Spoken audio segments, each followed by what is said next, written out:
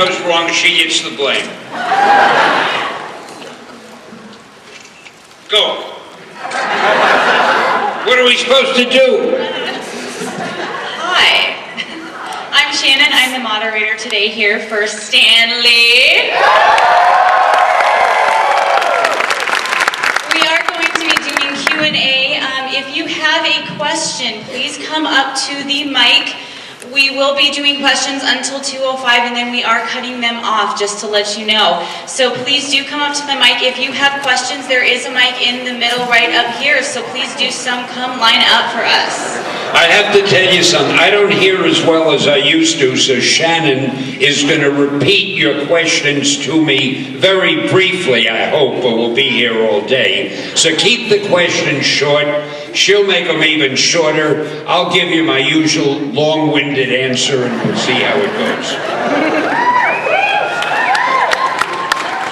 All right, let's go ahead and start.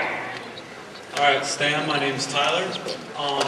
As a writer, I'm just now starting doing my own characters in comics. I was wondering how I would get started and if you had any advice for me. I managed to hear that.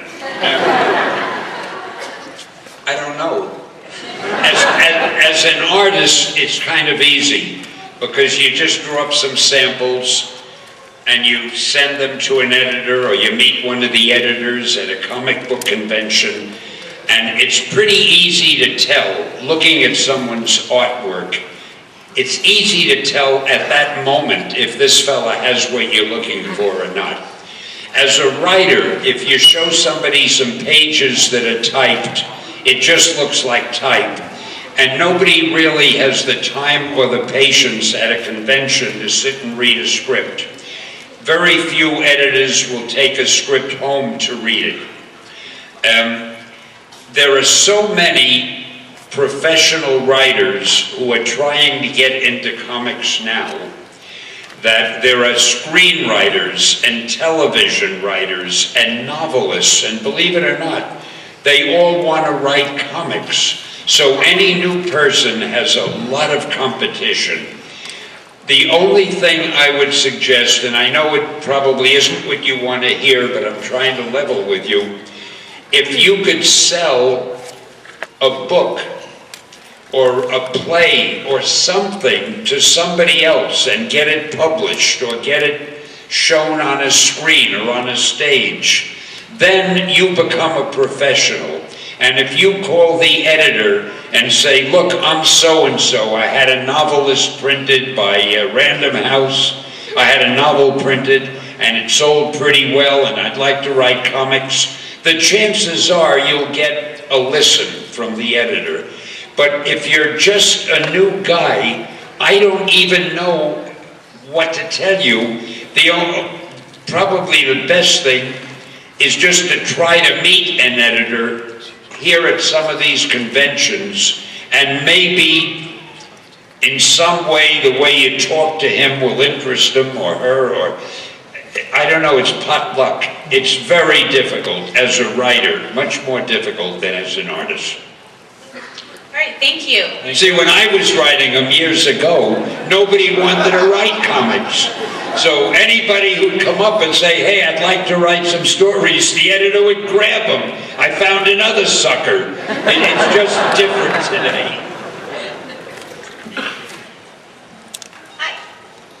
Hello, my name is John, and my question was just asked, but I have a contingency plan, so. Stan, how does it feel to basically create a universe, and how easy did they come to you? Like, did one day I'm going to create Spider-Man, the next it's X-Men? How was that, you know? I believe it or not, you know, this room has better acoustics than any I've ever been in. I heard that question too. Congratulations. So sweet.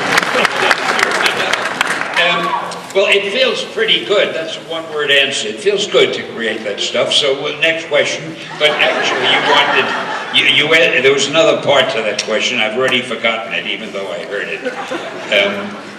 You asked, how do I do it? Does it come easy and something like that? When I did these characters years ago, I never thought I was creating a universe. I was working for a publisher named Martin Goodman. And if I didn't please him and do everything he wanted, I'd be fired, and I needed my job. So when he'd say, Stan, and we published everything. We weren't just doing superhero comics. We had westerns, we had teenage comics, we had animated comics, we had horror comics, we had war stories, everything you could think of.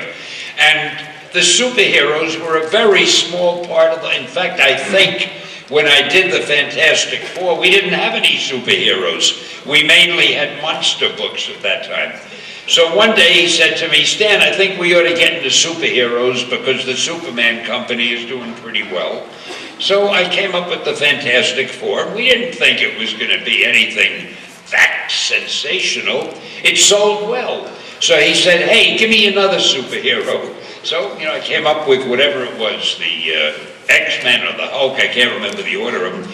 But each time I did it, I was just dreaming something up to hold my job. Because before that, he would say, I want a Western book. So I came up with the Black Rider and the Outlaw Kid and God knows what. Or he'd say, I want a teenage book. So I came up with Millie the Model and Tessie the Typist and Nellie the Nurse. I was in a rut with those names. And so again, it didn't feel like anything special, except after a while the books caught on. And people started talking about them, and that's when I decided to change the name of the company. We were called, I think, Atlas at the time, and I figured we need a better name. And all of a sudden, we really have fans, which I never felt we had before.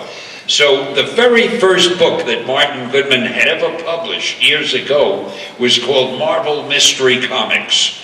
And it had the Human Torch and the Submariner and a character called the Angel and a few others I don't remember in it. So I thought Marvel was a good word. And I love advertising. I figured I could use a name like Marvel for catchphrases like, make mine Marvel, Marvel marches on. Welcome to the Marvel world of comics. I loved the name, and we called the line Marvel Comics. National Comics, which at that time was doing Superman and Batman, they decided if we're changing our name, they're going to change theirs.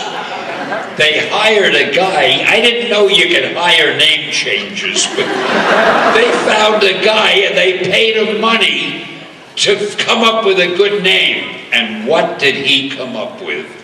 DC Comics. So we had Marvel, and they had DC. I mean, it was really funny. And that's the most long-winded answer I'll bet you've ever gotten to a simple question. I'm looking over there. It sounded like the question came from there. It probably came from there. I have no way of knowing. Thank you. Thank you. My name's Tyler, and I was wondering if there's any inspiration for your characters, or if they were all spontaneous. Any inspiration, please? No, wait, say it slow. I didn't hear you. Say it slowly. Oh, inspiration for the character. The only inspiration... Oh, that's where you are. There's a line over there. I didn't see it. The only inspiration really was greed. I had to pay the rent every month, and I needed the job and I needed the money. I don't know what inspiration is. I'm not the kind of guy that walks down the street and suddenly I'll say, wow, I have a great idea for a character. Because frankly, I didn't like to write that much, and when I wasn't actually writing, it was the last thing I was thinking of.